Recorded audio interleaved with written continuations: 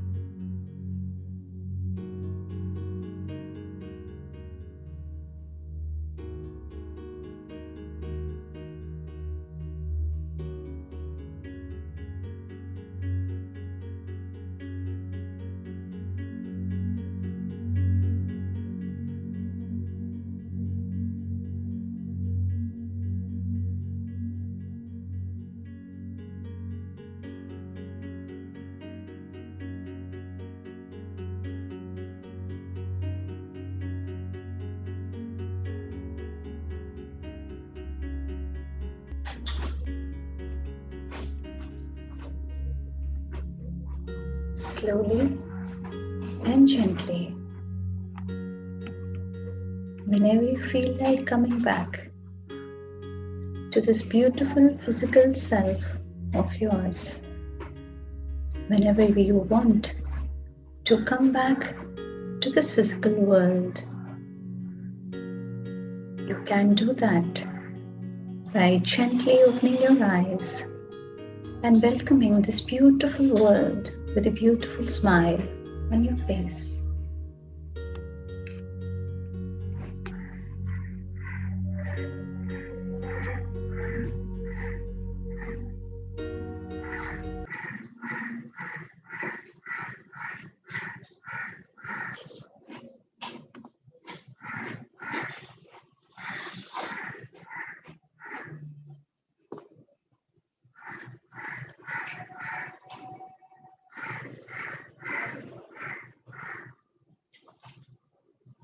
Welcome everyone.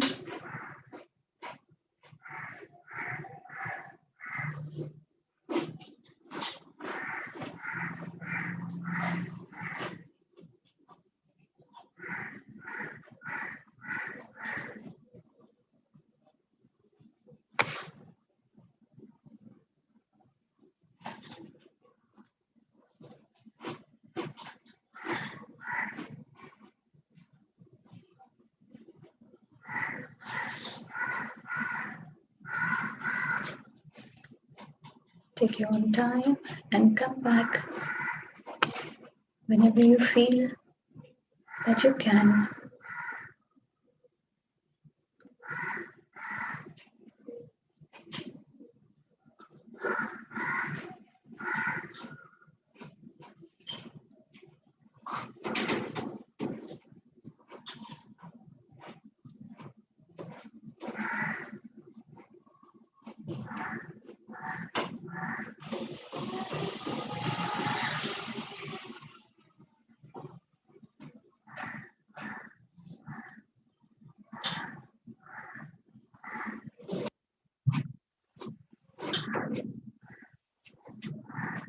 Hello everyone, welcome back.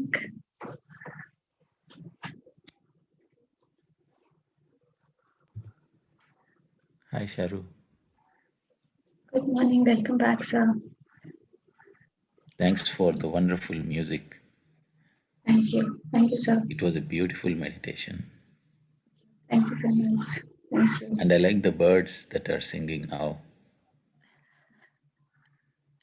Yeah, Thank you. thank you, sir. Thank you so much.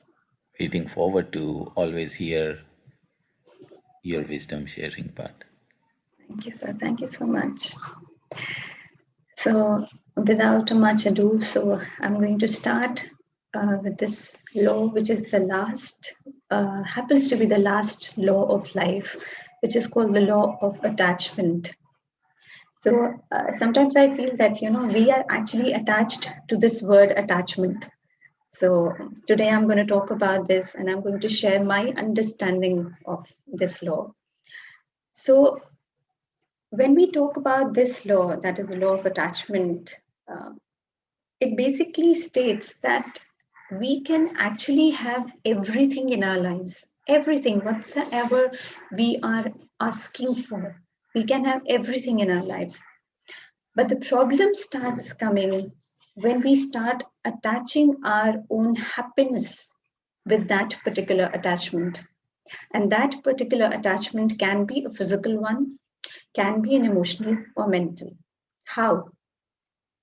So, what happens is problem starts arising when we actually start giving the steering of our lives into the other hands or somebody else's hands, and or maybe when we start thinking that the other person is the one with whom our self respect or self worth or our happiness is attached, in the sense that sometimes we get so attached to that person, to one particular person. We are humans and we tend to get attached. Even in few days, we get attached to some people. But problem is that when we start thinking that the physical presence of that person is something that is going to give us happiness, the physical presence of that person is something that is going to give us give a boost to our self-worth or self-esteem. When we start attaching our self-worth, self-esteem, our happiness with the other person, and we generally do that because we always feel that we have to hold on to that person. We cannot let go of that person. We feel that whatever we are attaching to, it is all because of the love that we are doing. Because we try to define it as love, but actually it is not love. We hold on to the other person not for their sake. We hold on to the other person for our sakes, for our fears, for our problems. Probably we are having an ingrained fear of loneliness. And that is the reason why we get so attached to the people that we don't want to let them go. And that is the reason, why even if somebody has a fling of 1 or 2 months, and if one partner decides to separate from the other person, the other person slips into depression. Or you can just take an example of anybody who might have gone from your life, who might have expired from your has gone physically from your life, and you're not able to come out of that depression. You're not able to come back to your normal selves. You're not able to come back to your normal lives because we are so attached to the physical identity of that person, because we start defining our identities to the physical presence of that person. That's where the problem starts, because this law never says that attachments are not going to be there, because attachments will be there, because it is through these attachments that we learn the lessons, the important lessons of our lives. But when these attachments start becoming a hindrance towards our learnings, when these attachments start becoming the paramount things in our lives, then the problem comes. So that's why you might have seen that people are not able to come out of their issues that they face in the relationships. Why? Because through these attachments always give rise to the expectations. Attachments is equivalent to expectations. We start expecting from the people with whom we are attached to, be it our kids, be it our spouses, be it our relatives, be it our friends. And when these expectations are not met properly, then it mars the relationship. The relationship starts breaking down. We start seeing and feeling the holes in the relationship. And then we start questioning ourselves that, what did we do? What wrong did we do in this relationship? It is all because of the expectations. It is all because of the attachments that these happen. Because attachments always give rise to the expectations. You might have seen, usually, even if the kids get married, the parents, they still, because they are attached and they feel it is whatever they do with their kids, it is out of the love. But it is because of these attachments and the expectations that they actually start, destroying the relationship that they might be having with their kids, because they feel that, by controlling the lives of their kids, they're controlling the life of the kids who have also gotten married to somebody. They will be able to get happiness in their lives. That is the reason why, after the marriage, why the mother-in-law and the daughter-in-law, or the mother and the son, the relationship starts breaking down, because the understanding of the attachment is not there. Because there is a very thin line here between the attachment and the love.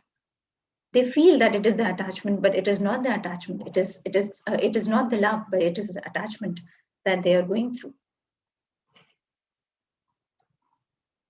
So when we talk about these attachments, they have, more deeper aspect to it. Why? Because if we start getting attached to each and every person, what happens is that it is not just restricted to this incarnation. If these attachments, if we die with these attachments, if we leave this physical body with these attachments, we take back these attachments to the other incarnation as well, because we have those unresolved issues, we have those attachments with those particular person, and in the other incarnation, the next incarnation, we are going to pull that person into our lives again, and it is going to be there till these attachments are properly released. Sometimes it happens that it is just not that, we are physically attached to something. We are not just physical, but these attachments are also emotional. When I talk about emotional, we can be attached to certain feelings or the emotions, like anger. Suppose in this incarnation you are very angry with somebody. Occasional outbursts are okay. Why I'm saying is this, because when there is an occasional anger towards somebody, we don't create any thread with the other person. And even if we do, what happens is, because we are just occasionally angry with that person, the thread is going to dissolve. But if we are consistently thinking about a person with anger, because this is also another kind of an attachment, when we start thinking about a person, we keep consistently thinking about a person with anger, with kind of a fear, or with love, what happens is we create not just a thread, but we create a cord with that person. And when that cord is created, this cord will only be released when we are able to resolve everything that we have with that person, and when we are able to resolve that attachment. But if we are making the cords with love, that is absolutely fine. But if we are, making those cords with anger, with any kind of a fear, then these cords are going to remain with us in each and every incarnation that we are going to take. So I've also seen people who get attached to things like houses, like cars, like heirlooms. They get attached to these things and they don't want to part with it. And if that thing is taken away from them, they feel that they have lost their identity. So I'll just give you one example. My husband's relative. So she had so much of anger inside of her, because, not that I'm saying that she treated everybody nicely. She treated throughout her life everyone in a very bad way, the way that, you're not expected of any human being. But at the end, when she was, approaching her end, for at least for 5 years, she was on complete bed. She was completely bedridden. She was not able to come out of the bed. And slowly and gradually her bones started shrinking. During the end of her days, she was in a bad state, because there was still an attachment to that anger. That anger was still there, brimming inside of her. And she was not able to leave her physical body because of this anger, because she was angry with everybody, with her relatives, with her friends, with everybody whomsoever she was thinking about. It was only, during the end of the days, because I happened to be there because I'd gone there, that place, and because of some issue I had, in which I had to resolve. I was there, I happened to be there, and then the angels told me that I have to say some things to her. I have to make her understand certain things. Then only she will be able to come out of these attachments that she had, and then only will she be able to end her suffering, which she has been having for these 5 years, where she was being completely on the bed, where she was not able to talk. She was just able to listen. And it was only in the end of the days that, she was able to leave this attachment, when she started forgiving those people, when it was being told by the angels and by me that how she has trapped herself into this attachment of hers.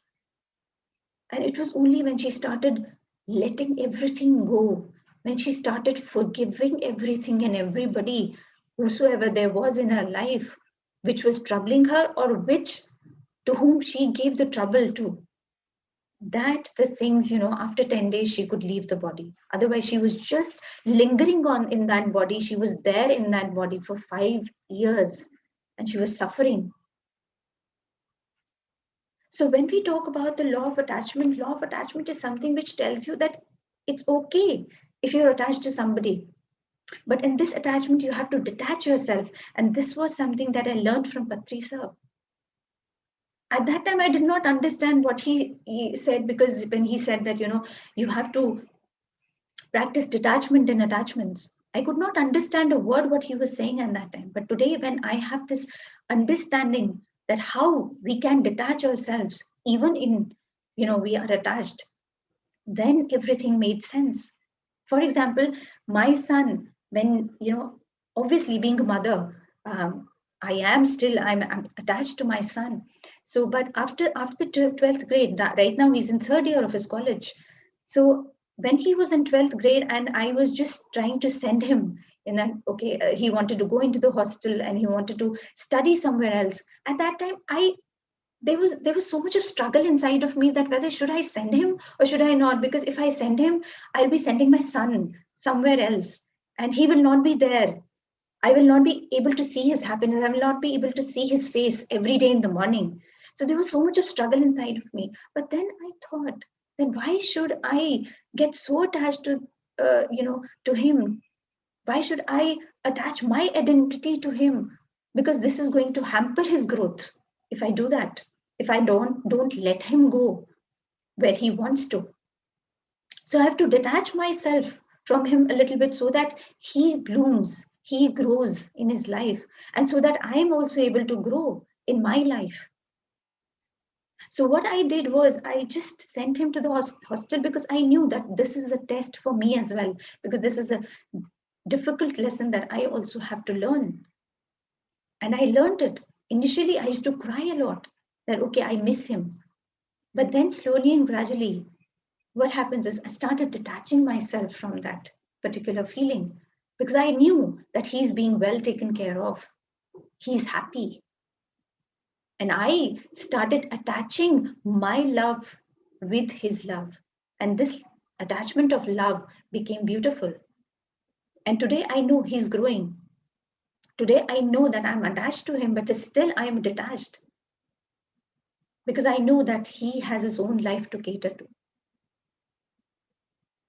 So when we talk about the law of attachment always says that you're not supposed to, you can be attached, but you're not supposed to attach your identity to a particular person, to a particular thing, or to a particular, to a particular place, or anything for that matter.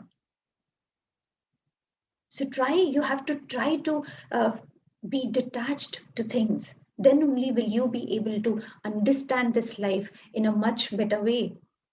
Because what happens is that if we are angry towards certain people, what happens is, or if we have a fear of losing some people, we attach that cord with us, and that which actually binds us together for incarnations together, and we keep coming back with these people in every incarnation till that cord is released, till that cord is dissolved.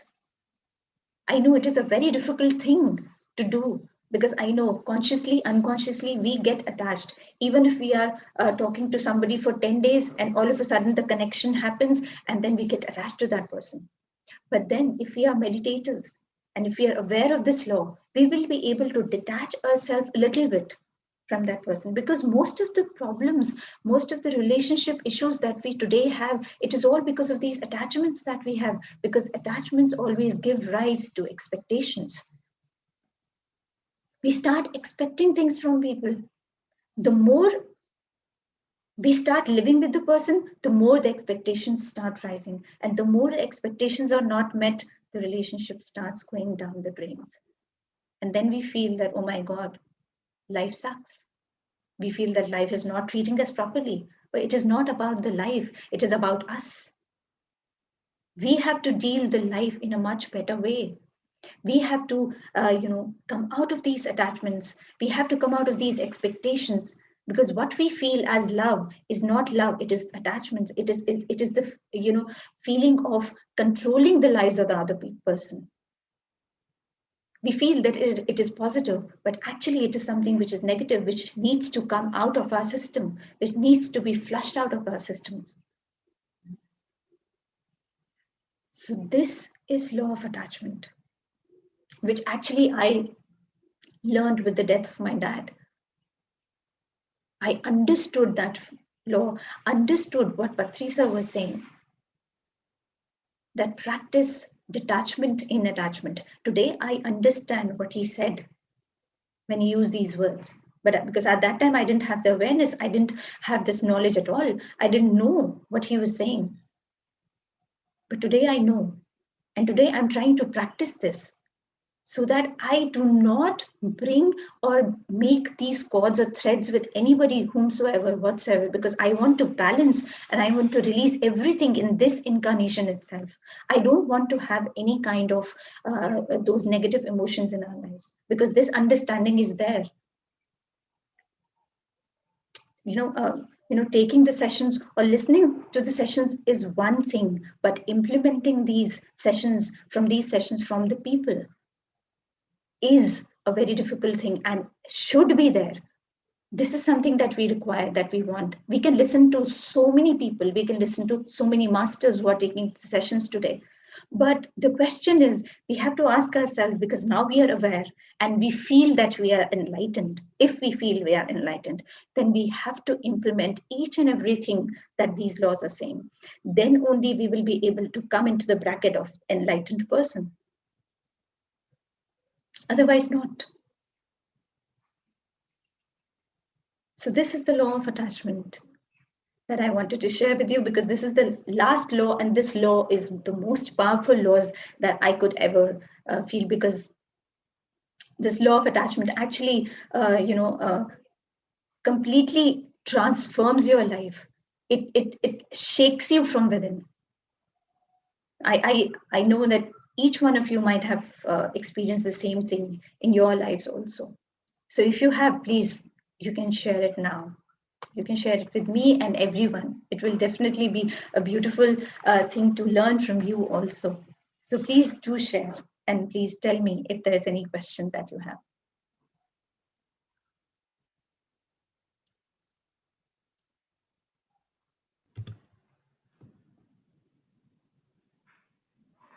Sharoo, that was a wonderful topic. I think it's lifetimes of wisdom and learning that come into this law of non-attachment, or let's say understanding the law of attachment, and then moving into the field of love. So what you said is so much touching, and lots of wisdom goes into there. So thanks a lot for sharing this. And the point you said, when you were speaking about your son, and that is how each relationship basically within our life work. It could be wife, it could be husband, it could be mother, father, whoever it is. And that's the greatest area where one can look into oneself to understand this law of attachment. Yes, there are also materialistic or whatever attachments outside, but these are the these are the relationships where one can look into themselves, and they are the greatest opportunities to learn and to evaluate oneself. And Absolutely. most of the time we all experience this, and traces of attachment or deeper attachments do exist in relationships, and how we see them as friends and how we see them as a co-traveler in the journey, and not as how to yeah, not as part of life, Yes. not a solid part of life that we cannot exist without that, and that is where everything dissolves. And I think when people lose other people in life, that is where they have time to contemplate upon what life, why suddenly disappearing. And then I think all these experiences of suffering during the loss are also helping in a way to understand what you have just said now. However, I think we should not be waiting for that loss for us to understand these things. If we are wise enough, being more and more aware, being in touch with masters, hearing their experiences, contemplating on these nice topics, we don't need to go through that, but rather even enjoy that phase. Absolutely. Thank you. Thanks a lot, Shar. Thank you. Thank you so much. Hello, Sharoo. Hello. This is Madhu.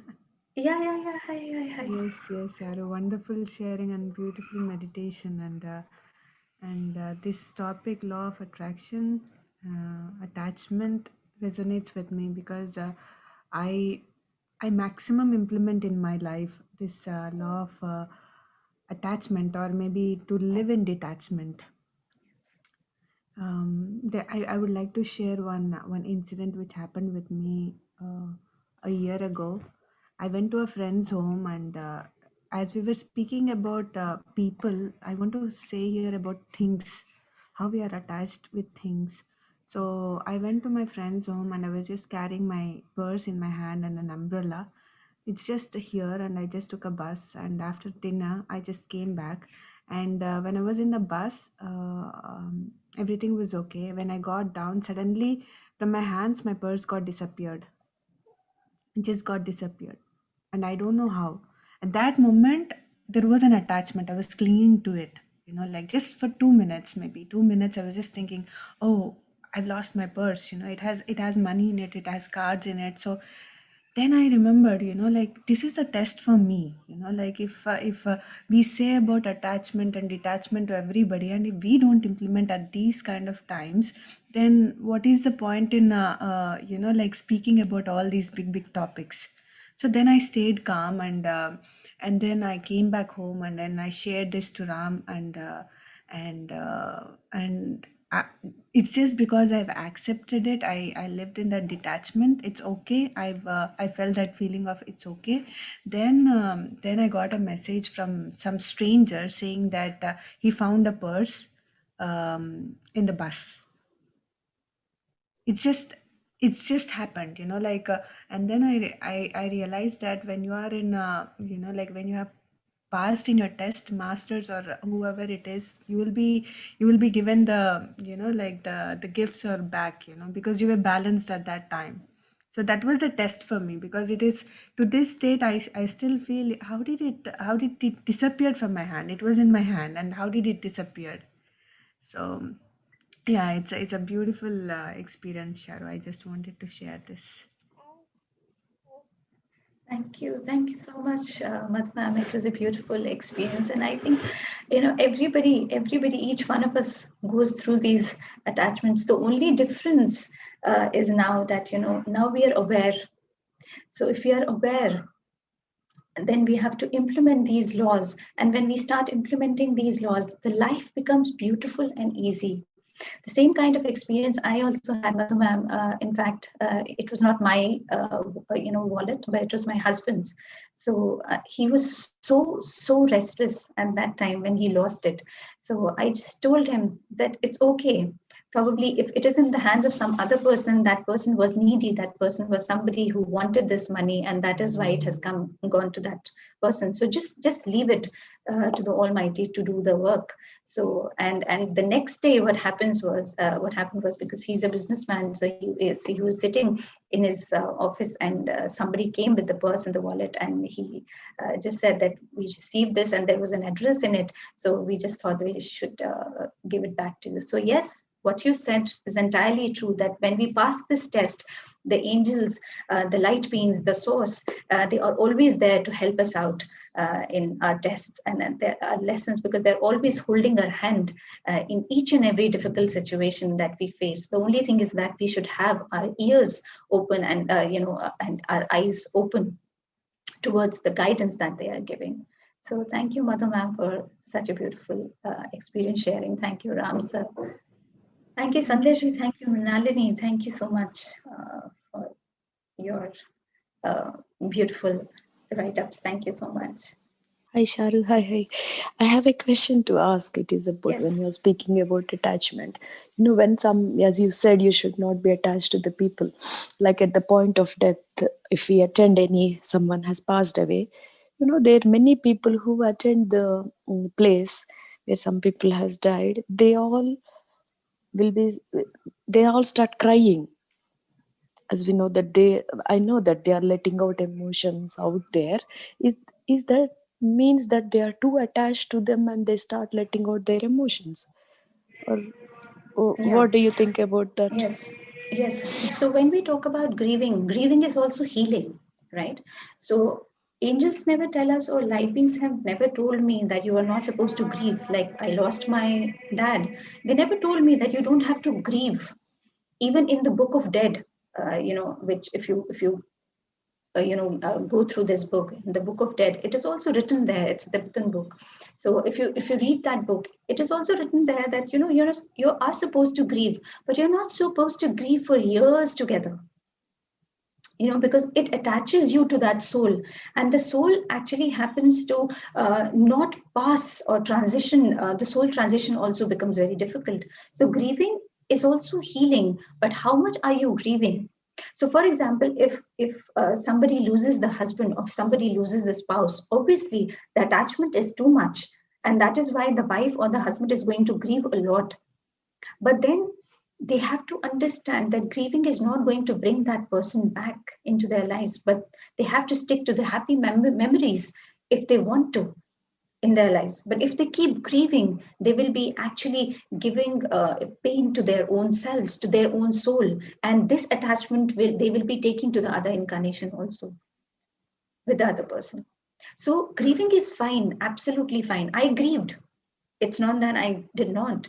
In fact, after the death of my dad, after 1 month or 1.5 months, the angels told me to take the session on my dad, that what was the experience that I had. So I took the session also. People were actually surprised to find me there in the pyramid taking the session, because they asked me that, how are you taking the session? Are you not grieving? I said, yes, I am. But does that mean that I don't have to walk on my spiritual path?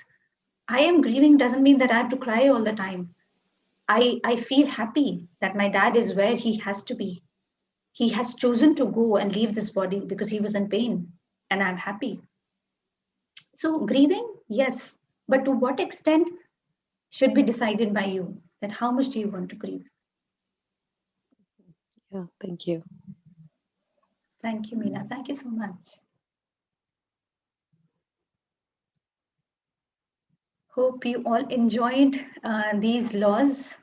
So I think the journey of these laws has been really beautiful, and I hope the understanding of this law actually beautifies your life and transforms your life the way it has transformed mine, because the understanding of this law has uh, actually changed my life 360 degrees. So I hope it does that to you also.